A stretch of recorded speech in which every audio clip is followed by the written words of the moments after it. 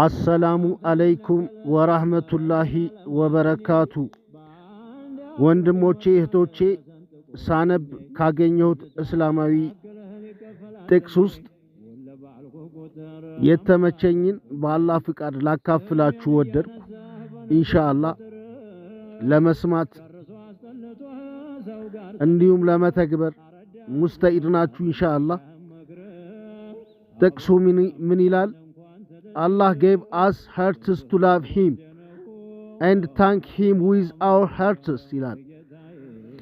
አላህ ሱብሓነሁ ወተዓላ ልብን ሰጥቶናል እንድናፈቅረው፣ እንድንወደው፣ እንድናመልከው፣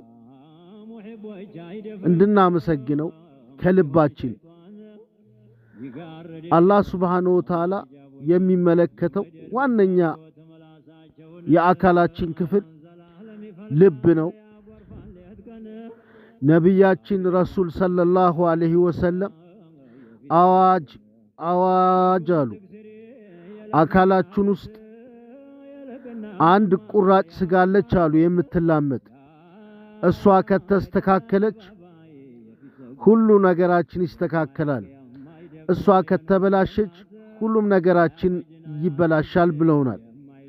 ወንድሞቼ እህቶቼ፣ ቀን በቀን በዲን ጉዳይ ላይ የምናናግረው ሰው ከሌለ ቀልባችን ሙታ ታድራለች ማለት ነው። ስለዚህ የሰው ልጅ ዋና ንብረቱ አቅሉ ነው ወይም ልቡ ቀልቡ ነው ማለት ነው።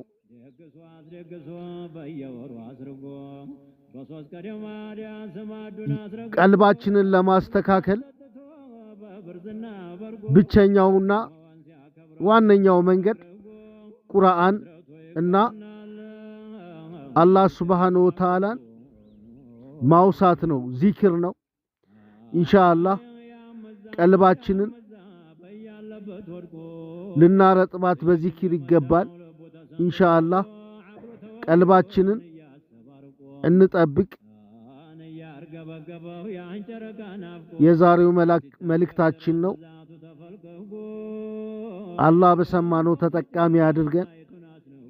ቪዲዮውን ላይክ፣ ሼር፣ ሰብስክራይብ ማድረግ እንዳይረሱ። አሰላሙ አለይኩም ወራህመቱላሂ ወበረካቱ።